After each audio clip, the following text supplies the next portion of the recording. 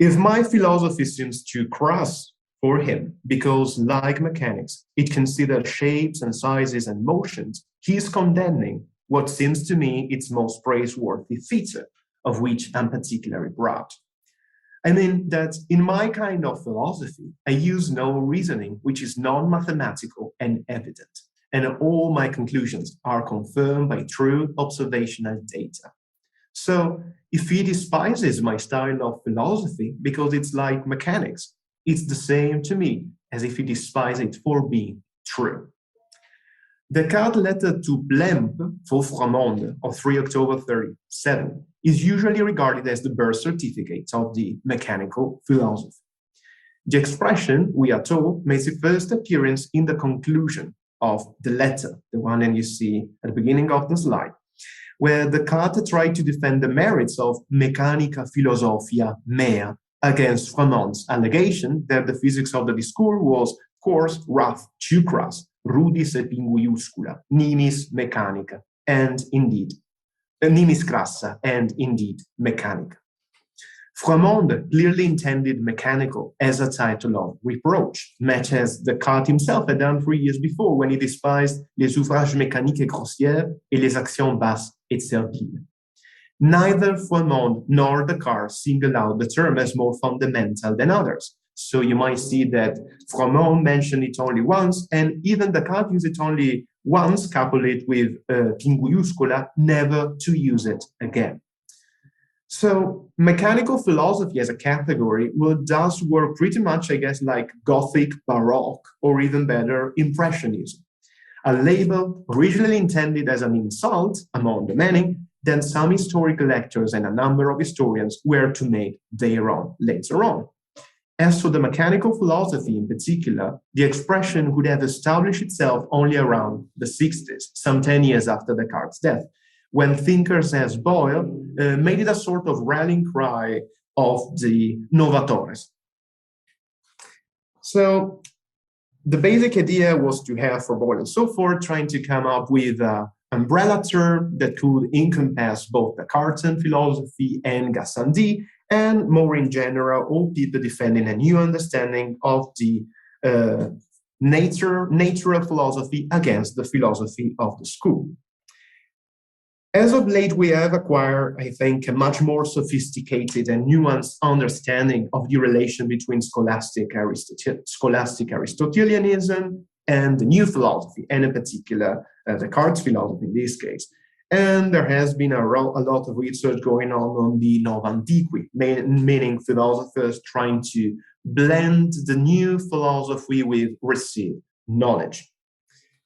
Still, at least as far as historical categories are concerned, Aristotelianism and mechanical philosophy seems to be mutually exclusive, almost in direct opposition. It's an out-out thing. In my talk today, I would like to reconsider the Blemp-Froment-Descartes exchange in light of some lesser-known texts, especially by Blemp, with the intention to better understand the contemporaries' accusation against Descartes' physics and Descartes' physics in its own right. As we are about to see, the first occurrence of the term mechanical to qualify a philosopher's doctrine doesn't date to 37, but to 5 years before, to 32, namely. And we were about to see something even more remarkable. The first philosopher to be blamed. The first philosopher to... What are you doing? Okay. The first philosopher to be blamed in the 17th century for speaking mechanically wasn't Descartes, but Aristotle. And we are about to see it by looking at Blemp's work. So the point here is to have the first occurrence of the term mechanical 5 years before that we thought to know, and in relation, not to Descartes, but indeed to his opponent. And the point here, of course, isn't to indulge in any fetishism for words or fascinations for the beginnings, but to address the very meaning of the mechanical philosophy, which, as we're about to see, shifted quite considerably during the first half of the 17th century before Boyle came along to redefine it. And as some of you might maybe have already realized, The title of my talk, so Mechanikos Mechanice, echoes Marcel Maust's essay on the gift, where he considered the twofold meaning of the word gift, in English, present, and in German, poison, so as to shed light on the economy of exchange in primitive societies. And what I would like to do with you today is try to see how the understanding of the mechanical philosophy shifted in meaning from the mechanikos, this Grecisant form, to the proper Latin mechanice over 30 years, even less actually. But I'm getting ahead of myself. So let me proceed in proper order, starting from the beginning. The evidence comes from the 32 Ophthalmographia, sive tractatio de oculi fabrica, azione et usu, by Fopiscus Fortunatus Lempius, or Lem. This long treatise, almost 400 pages in quarto, has rarely been studied. Its re-edition, Amsterdam 32, 1148, 1159, virtually never compared. The passage that matters to our purposes comes from the 9th chapter of the second book, where Plem discusses the classification of color. And Plem here defends a quite standard view, according to which color results from a mixture of three things: light, opaque, and the transparent. The details of this story do not need to concern us at present. What is more interesting, I think, are Plem's arguments against a radical interpretation of this quite standard claim. Indeed, the theory that to each color corresponds a mixture of light, transparent, and the opaque, according to a specific ratio, made some people try to determine this proportion with exactness, so as to gain insight into the essence of colors. Along these lines, Plem informs us, some have claimed that, I quote, purple would have the proportion of 2 to 1, meaning 2 degrees of light and 1 degree of opacity, whereas, and I quote again, 3 degrees of opacity and 2 of light will make sky blue. Plem met this claim with skepticism, but his concerns proved to be of a quite different sort. Some people have tried to express this proportion, at least in some cases. As for myself, I agree with what the divine Plato says in the Timaeus. Even in the case he knew them, a wise man should not reveal the ratios according to which things get mixed with one another, especially because it's impossible to affirm anything certain or even likely on the subject. I prefer, therefore, to openly confess my ignorance rather than presenting that foolhardy theory as the truth. Plem reports faithfully the passage from the Timaeus, but he stresses its moral overtones. Plato's reasonable person becomes thereby a wise man, prudence. The final profession of epistemological humility further heightens the shift. It's clear that there was something in this alternative account of color formation that Plem found troublesome, almost threatening, as we're about to see. Plato was evidently taking issues against the atomists. Plem, on his part, had some closer home targets. He speaks about some physicians, our physicians, medici nostri. In the preface of the Ophthalmographia, Plem presented himself as a physician from Amsterdam. The book was devoted to 4 professors of Leiden medical faculty and aimed at a professorship in Leuven, which Plem managed to get 1 year later.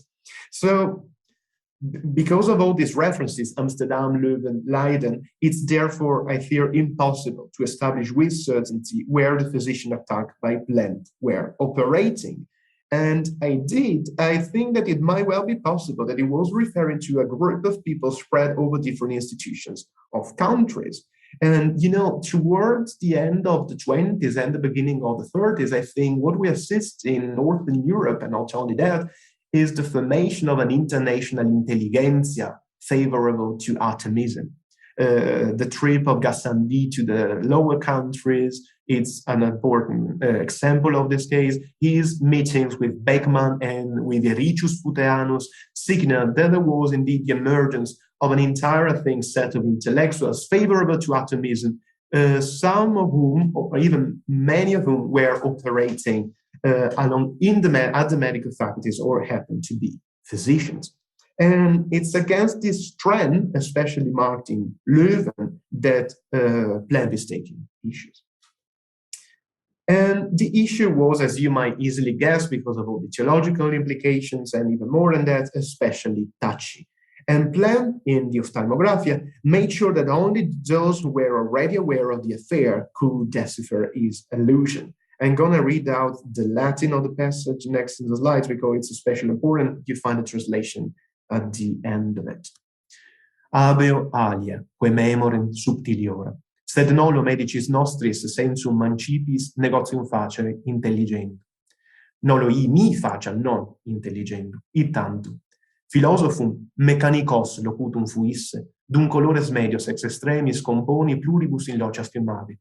Pictores enim ex flavo et rubro aurum conficiunt, ex rubro et ceruleo purpurum, ex flavo cineoque viridem, at natura, hosce sine loro ad minuncolo suscitat ex certa lucis perspiqui et opaci proportione.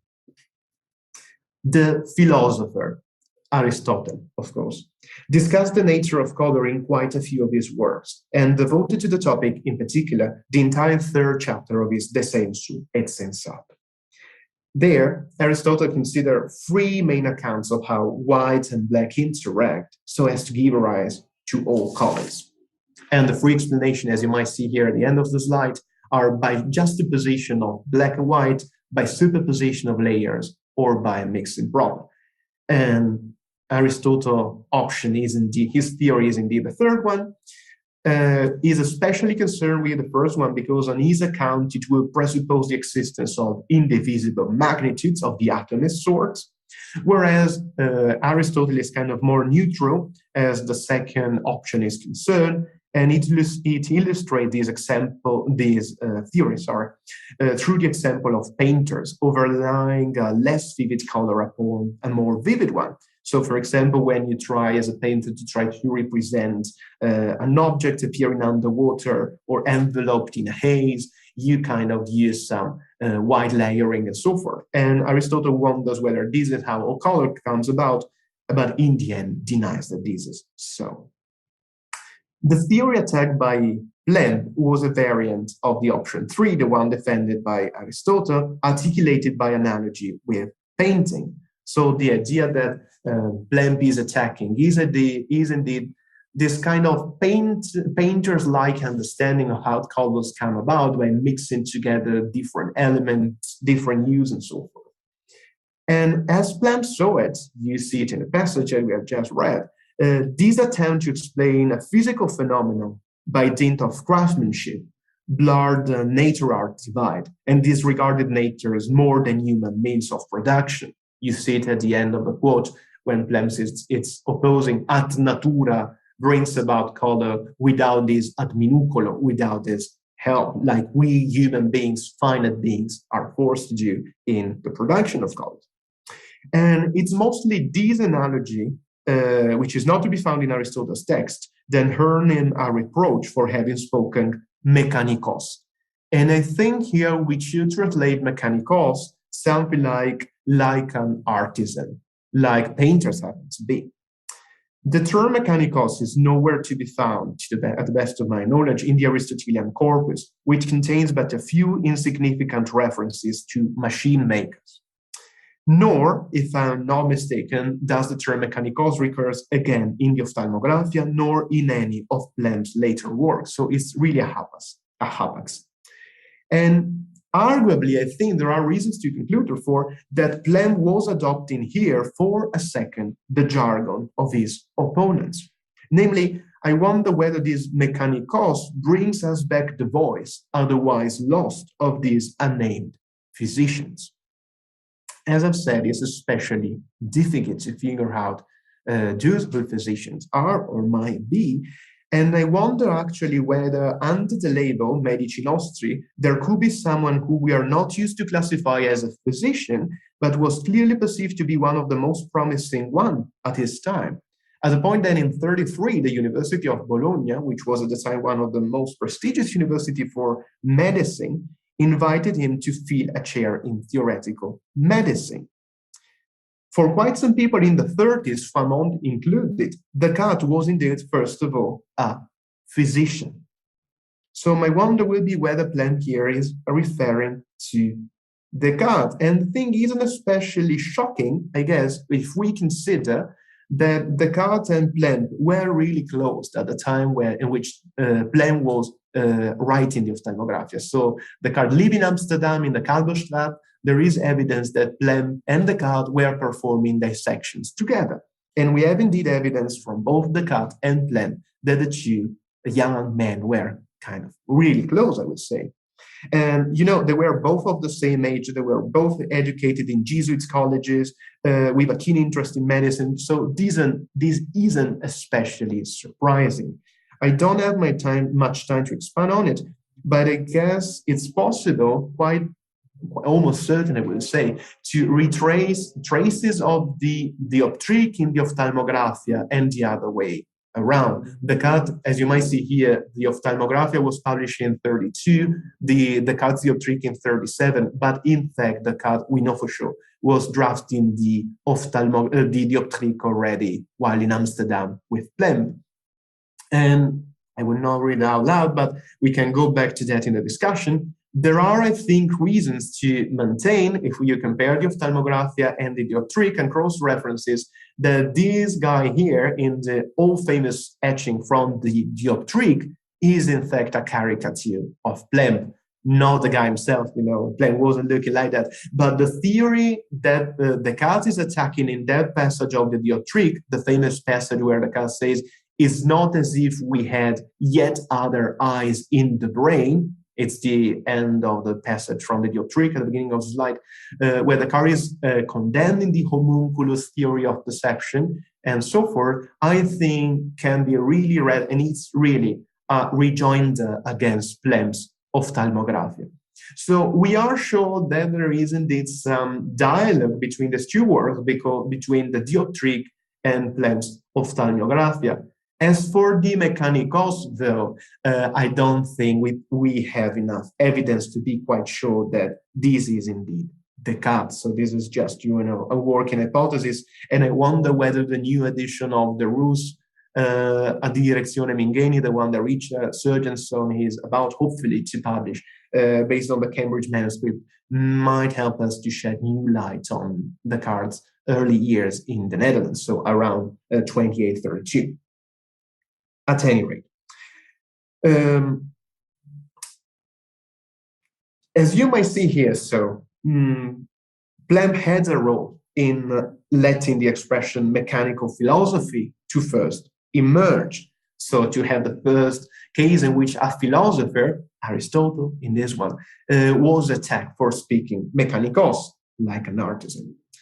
Plem, so via Plem's Ophthalmographia, the expression, the philosopher speaking mechanically and the problems it gave rise to made it for the first time into print. Plem's treatise shouldn't have had many readers, but Descartes and Froimond were certainly among these, and they appear to still remember this peculiar reading of Aristotle's De Sensu, when 5 years later they come into dispute over Descartes' Dispute de la Méthode. As I was saying, so the Ophthalmographia in 32, 1 year after that, 33, Froimond managed to have Plem hired in Leuven, and Descartes in 37, as soon as the Discours de la Méthode is ready, he had 3 copies dispatched to Leuven, one in particular to Froimond, who's an especially fascinating figure. Actually, you might see something like a survey of his work. You might have some is especially famous, I guess, especially the Labyrinthus or the composition of the Continuous. This is especially famous also because of Leibniz. And Froimond is also famous for being the editor of Jansenius Augustinus.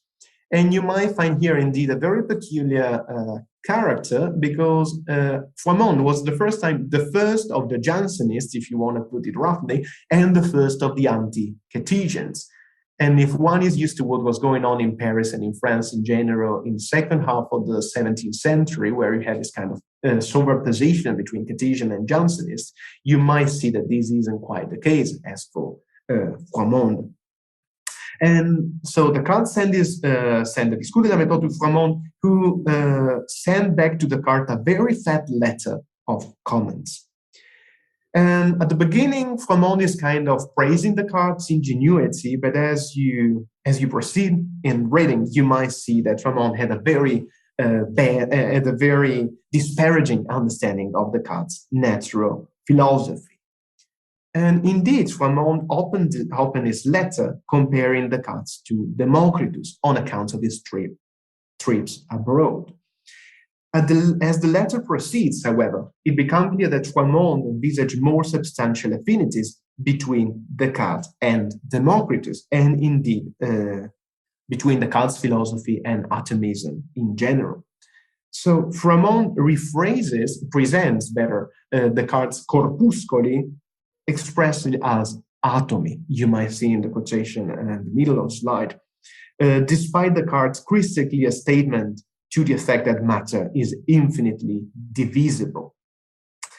And it's pretty clear, if you go through the letter, that Froment, he was certainly reading the Discours de la méthode, this is certain, and quite carefully, but he really had in mind while reading it the disputes over atomism that were taking place in the northern and southern lower countries of the time. And you might see here in the end where Froment is saying, well, the Epicurus physics, just like Aristotle physics, isn't quite certain and polished, contrary to what many people believed. And behind this plerique credunt, there are, I think, all these intellectuals favorable to atomism I was mentioning a few minutes ago.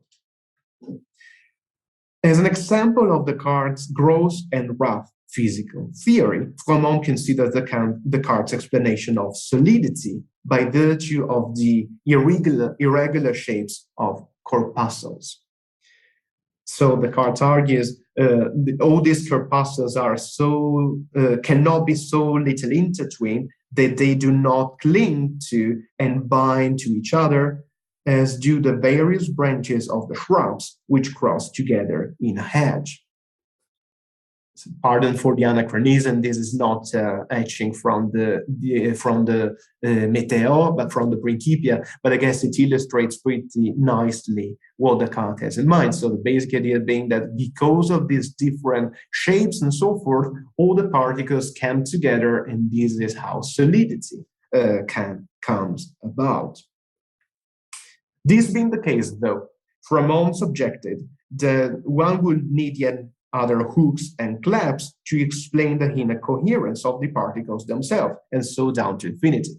So it's a pretty standard argument. Well, Descartes says that bodies comes together, they are solid and so forth because the different particles behave like hooks and so forth, but then you would have to explain how it is that this particular particle is solid and so down to infinity. You have a regression. This theory doesn't work.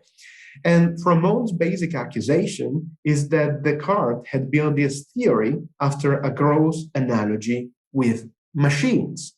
So in this case, the accusation of Descartes' philosophy to be nimis crassa et mechanica depends on the fact, quite clearly, that it relies too much on analogy with machines of different sorts and has full solidity, in particular, to hooks.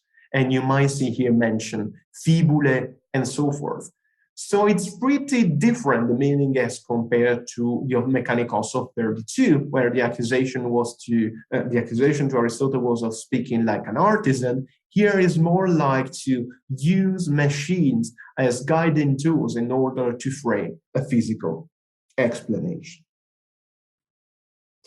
It's possible, I think, to provide very good evidence that Froment was approaching Descartes as an atomist, not only as far as the natural philosophy is concerned, not only as physics is concerned. Very briefly here, I don't want to bother you too much. We can go back to the discussion if you want, but okay, good. One of Froment's criticism to Descartes is the theory of perception. Basically, Froment's line is, we experience things as being contrary. We perceive white as opposed to black. We perceive sweet as opposed to bitter, and so forth. So we are confronted with perceptions of contrary, opposite things. And in order for this to be the case, Froment argue that there must be opposite physical causes in bodies. Meaning, in case you perceive sweet and bitter as some contrary qualities, there must be something contrary, some contrary qualities in bodies as well. Whereas Descartes is basically saying, as for colors and so forth, that they are just brought about by some differences in the motion of the particles or in the shape of the particle. So Descartes argues a particle moving in a certain way brings about a sensation of red. Another particle moving in a different way brings about a sensation of gold color, of yellow. This is just a mere variation, as you might see here. I hope you see also my pointer. It's a pure variation in local motion, nothing more than that. As for the perception of tastes, on the other hand, this does only depend, according to Descartes, to the different shapes of the particles. And I think it's almost certain here that Froment is criticizing Descartes based on Aristotle's criticism of Democritus. Sorry for this little bit of Chinese boxes. I hope it's going to be clear in a second. So we have seen that Froment is attacking Descartes for being an atomist. But we might wonder, of course, what Froment and like people knew about atomism. And well, in this case at least, they were using Aristotle's criticism of atomism.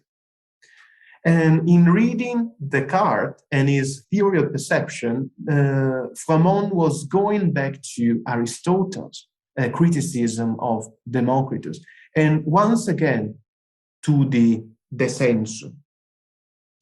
So in case I write both the Mechanikos of 32 and the Mechanica Philosophia of 37 emerge from some disputes, debates over Aristotle's De Sensu, either in its own right or as evidence of the atomist's doctrine.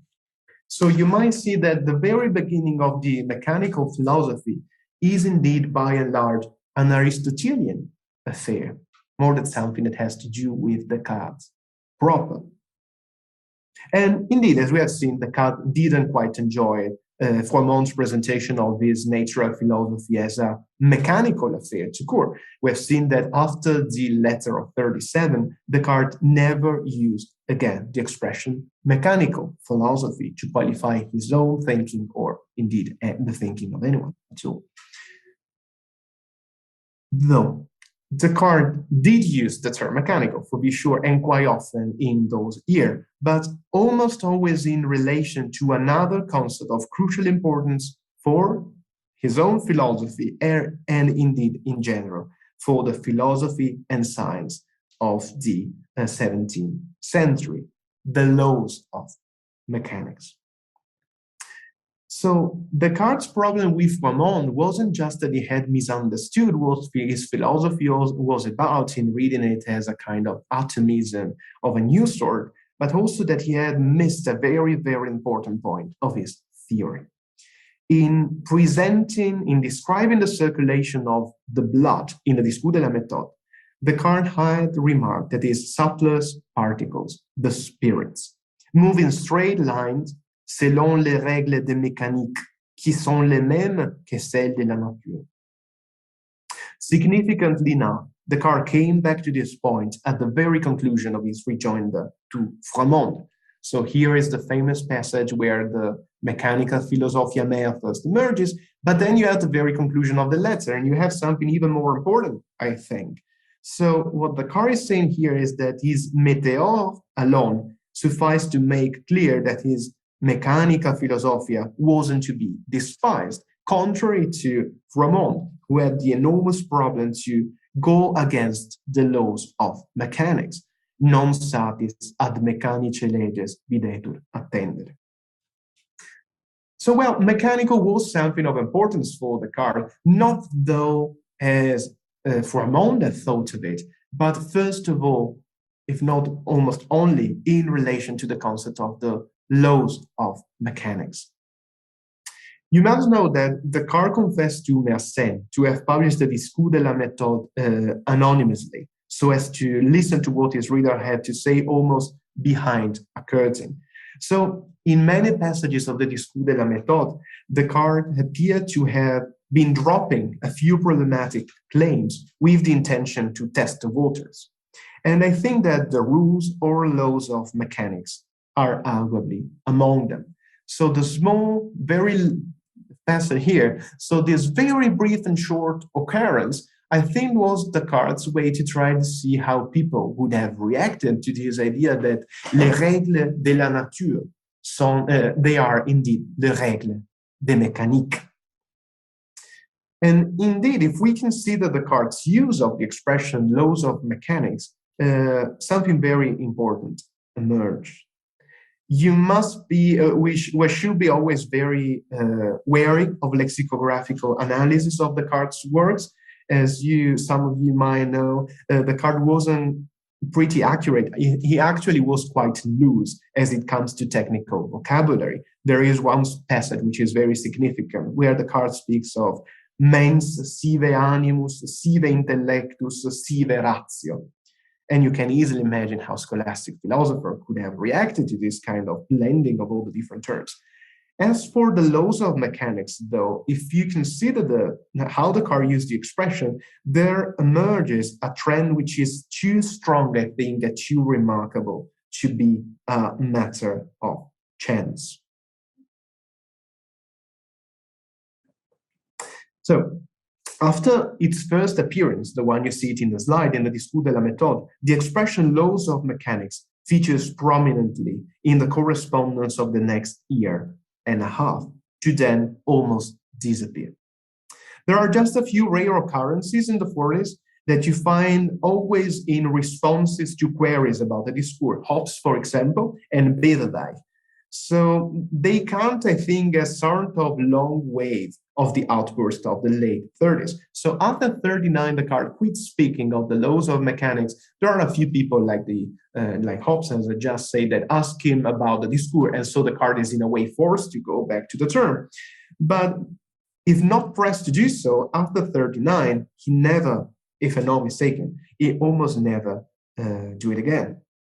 And I cannot go through the occurrences of the terms laws of mechanics one by one, to be sure, but the letter of 38 to Plem suffice to show that Descartes conceived of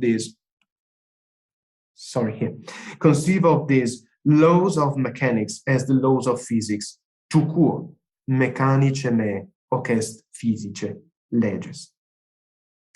And so it becomes clear that when in July of the same year, Descartes spoke to Morin of les règles de mécanique et de la vraie physique, he intended to equate the two terms. So let's try, second, okay. As of late, so you might see here in all these passages, very important passages, to Plem, to Morin, to Mersenne, then Descartes was going back over and again to the idea that the laws of the physics are indeed the laws of mechanics. And this is what his nature of philosophy is about. And as of late, there has been quite a debate in the literature about whether we should credit Descartes with introducing the concept of a law of nature as an overarching principle valid for all bodies as such. This is in particular Dan Garber's thesis, and I think he had a very good point in case. Descartes was indeed, to simplify things a bit, the first to formulate the law of inertia and the law of the conservation of motion. And this is here you have a prospect of Descartes' chronology and work so that you might get a sense of where we are. And as some of you might know, in Le Monde 33 and in the Principles of Philosophy of 44, Descartes deduced these laws of nature directly from God. So the basic idea being, according to Descartes, that God is supposed to recreate at any single moment the entire world, otherwise the world will sink into nothingness. God's operations are constant, therefore God secures that the bodies that move in a certain direction keep on moving in that direction, or that if there is a certain quantity of motion in the world, this quantity of motion will be conserved. So Descartes has a very strong metaphysical groundings for these laws of nature in both the Le Monde 33 and in the Principia Philosophiae of 44. So that it's not really surprised that Garber spoke, for example, of Descartes' metaphysical physics. We are confronted here with an anomaly, though, as I was trying to say. I hope you didn't get lost with all these Cartesian trickeries and so forth. Let's try to wrap up my point a bit. So what you do have is that in the text of 33 and 44, in Le Monde and in the Principles of Philosophy, Descartes provides a metaphysical, theological foundation of the laws of nature, but it doesn't speak of them as the laws of mechanics. Whereas in the Discours de la Méthode until 39, Descartes presented his laws of physics without being clear, without making explicit the metaphysical foundations and presenting them as the laws of mechanics. So if this is so, and I think the textual evidence for this claim is pretty strong, what we are confronted with is the discovery that the God-grounded laws of nature and the laws of mechanics were for Descartes complementary items that belong to alternative projects. And it's not random then that the letters, I think, where Descartes speaks of the laws of mechanics are to be found till 39. As some of you maybe might know, till 39, Descartes considered having a second Latin edition of the Discours de la Méthode, where he intended to translate into Latin the correspondence of those years, so as to have something, a more rich work with a series of objections and replies. So I guess it's not random that, let me see whether here, yeah. Well, in the months after the Discours de la Méthode until the spring of 39, Descartes kept on referring to the laws of mechanics, because these letters were indeed supposed to find a way into the new Latin Discours de la Méthode. The project was eventually superseded by the Meditations. So what we do have is indeed that the laws of mechanics for Descartes is what remains when he is forced to hide the metaphysical foundations of his natural philosophy. And you know, Descartes was really concerned after Galileo's affair of 33. We have strong letters to this effect that he couldn't present in French, the Discours de la Méthode being written in French, of course, the metaphysical foundations of his philosophy. And so what he could only provide will be some supposition. And I think the laws of mechanics are precisely one of these cases, one of these suppositions introduced by Descartes, because he couldn't, for the time being, present his entire theory. So it is not surprising when Descartes in the Principia Philosophiae, written in Latin in 44, dropped completely any talking about laws of mechanics. The laws of mechanics are, if you want to put it in a motto, for Descartes, the laws of mechanics are God who dares not speak his name. And I think it's difficult here not to think of Benjamin's first thesis on the concept of history. And I'm going to read it. The story is told of an automaton constructed in such a way that it could play a winning game of chess, answering each move of an opponent with a countermove. A puppet in Turkish attire, water pipe in mouth, sat before the chessboard, which rested on a broad table. A system of mirrors created the illusion that this table was transparent from all sides. In truth, a humpbacked dwarf, who was a master chess player, sat inside, controlling the puppet's hands by means of strings. One can envision a philosophical counterpart to this device.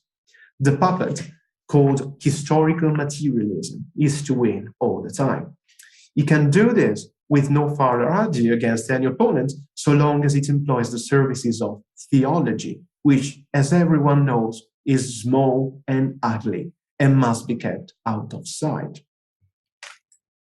To be sure, Descartes didn't conceal his God, but put him well on display on the title pages of his works. And even more importantly, the laws of mechanics were for him no trickery. But we shouldn't again be surprised, and we cannot blame Froment for not understanding what was going on in the Discours de la Méthode, for not understanding, when he saw nothing but the laws of mechanics, that Descartes, very far from being an atomist, was indeed grounding this entire construction of the idea of God governing and controlling at any time the entire physical world. Only after the publication of the Principia in 1944, and only after the publication of the correspondence of Descartes starting from the 50s, people started to get a sense of what Descartes' understanding of the laws of nature were about. But, and this is the last part of the talk, in 59, when Planck went back to this theory in light of the publication of Descartes' new works, this didn't, because of that, make his criticism any less bitter.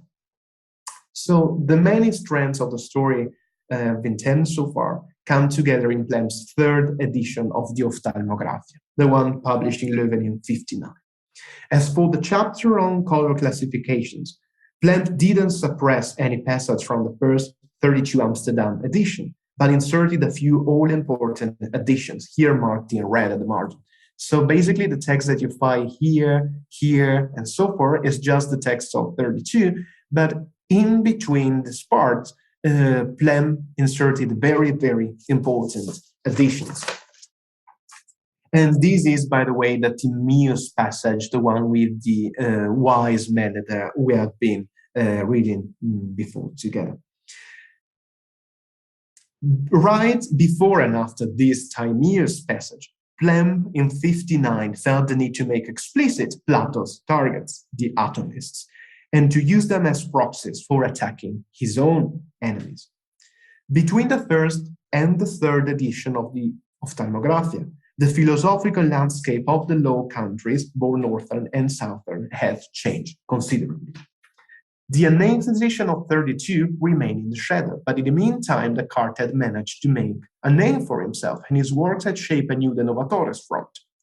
Descartes' philosophy was on the surge and posited a challenge to the curricula in use. And you might notice it, for example, if you consider that Descartes' philosophy was condemned in 42 in Utrecht, in 48 in Leiden, and it was soon to be condemned also in Leuven. Already in 48, while Descartes was still alive, there is evidence that Descartes' philosophy started being taught even in this philosophy that presented itself as the Catholic stronghold. So really, the new philosophy, Descartes' philosophy, was all over the places.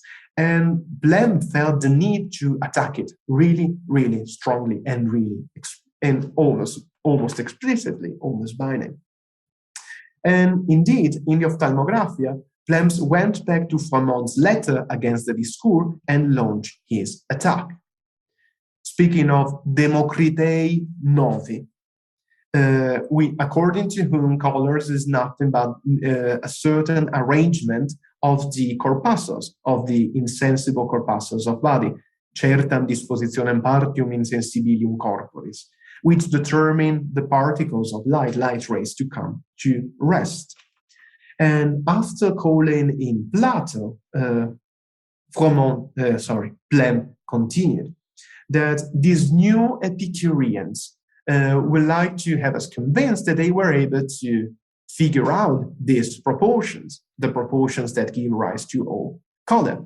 And they say that this results from the different motions of the globes, these alleged perparted globes of ether.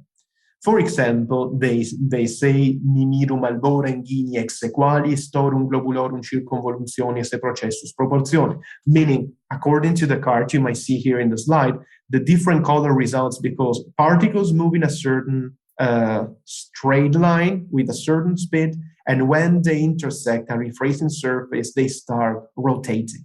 Depending on the different ratios, you have the different colors. So, for example, here you have the sun and the prism, and the cards try to determine what are the different ratios giving rise to the different colors.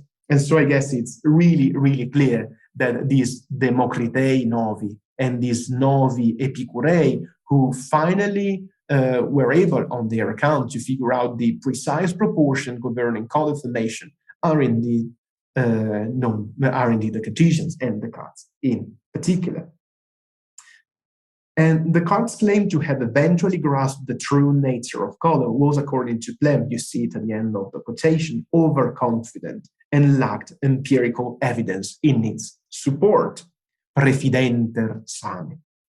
The theory was just a fancy of Descartes' mind, ingenious perhaps, but still just a fancy.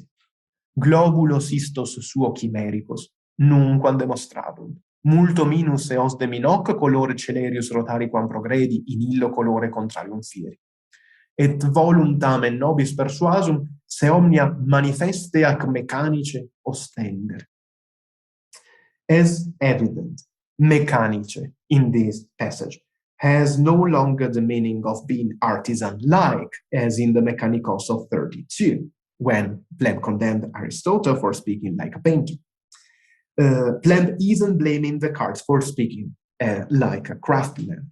At the same time, this is not even the meaning of Froment's 37 letter. So Plem's allegation isn't that Descartes' theory is technology-based, based on an analogy on machines. In 59, Mechanice has acquired a novel, distinctive meaning and has almost become Descartes' trademark. And I think that here, Plem coupled it with manifeste ac mechanice, in order to ridicule the shibboleth of the Cartesians. One can provide evidence to this effect if you consider the student notebooks and disputations defended in Leuven towards the end of the 50s. Manifeste ac mechanice here were intended to work as an endiadi. Mechanical here stands for intelligible, according to Descartes' own understanding of this concept. Plem had understood that being mechanical for Descartes wasn't a feat of mortars or hooks, but described the rational character of a physical theory. It was a thing of the understanding. Universal laws of motions deduced a priori, fewer all-encompassing physical principles that could account for the formation of blood and the revolution of comets, tidier and simpler explanations of particular phenomena. Descartes took particular pride in his physics being more intelligible than any competing theory. And this was exactly what Plem couldn't stand in the least. Credat recutitus non ego. So let me conclude. In this paper, I've tried to reconstruct una fuga a tre voci, Plem, Froment, and Descartes, which open as a set of variations over Aristotle's De Sensu. Just a few lines and less than 30 years set them apart, but as I hope to have shown, the transition from the Mechanikos of 32 to the Mechanice of 59 reflects a much wider shift in the philosophy and science of the time. And 59 was indeed something like an annus mirabilis for the mechanical philosophy. It's the year in which the third edition of the Ophthalmographia was published, and it's also the year in which, in the preface to his Immortality of the Soul, Henry Moore spoke of the limits of the mechanic or mechanical philosophy. 2 years later, Boyle consecrated the expression in his Certain Physiological Essays, the story is well known, making it popular among a much wider audience. The second half of the 17th century was the heyday of the mechanical philosophy, which turned into something of a frenzy well beyond philosophical circle. Aristotle's time was about to end, and the new philosophers, and indeed almost the entire learned society, started making fun and enjoyed making fun of scholastic jargon. Early modern intellectuals, and so nowadays historians of the early modern age, were no longer aware that the mechanical philosophy had emerged as a concept and as a term from some obscure university disputes over Aristoteles' De sensu et sensato. To be sure, this was no longer the original Greek Aristotle, and one might wonder how he would have reacted to these new theories in his name or against it. Fortunately enough, in one of his travels, Gulliver managed to meet with Aristotle's spirits and was so kind as to report his answer. And with this quotation, I close. Having a desire to see those ancients who were most renowned for wit and learning, I set apart one day on purpose. I proposed that Homer and Aristotle might appear at the head of all their commentators. Aristotle was out of all patience with the account I gave him of Scotus and Ramus as I presented them to him, and he asked them whether the rest of the tribe were as great geniuses as themselves. I then desired the governor to call up Descartes and Gassendi, with whom I prevailed to explain their system to Aristotle. The great philosopher freely acknowledged his own mistakes in nature of philosophy because he proceeded in many things upon conjecture, as all men must do. And he found that Gassendi, who had made the doctrines of Epicurus as palatable as he could, and the vortices of Descartes were equally to be exploded. He predicted the same fate for attraction. Many, many thanks for your attention.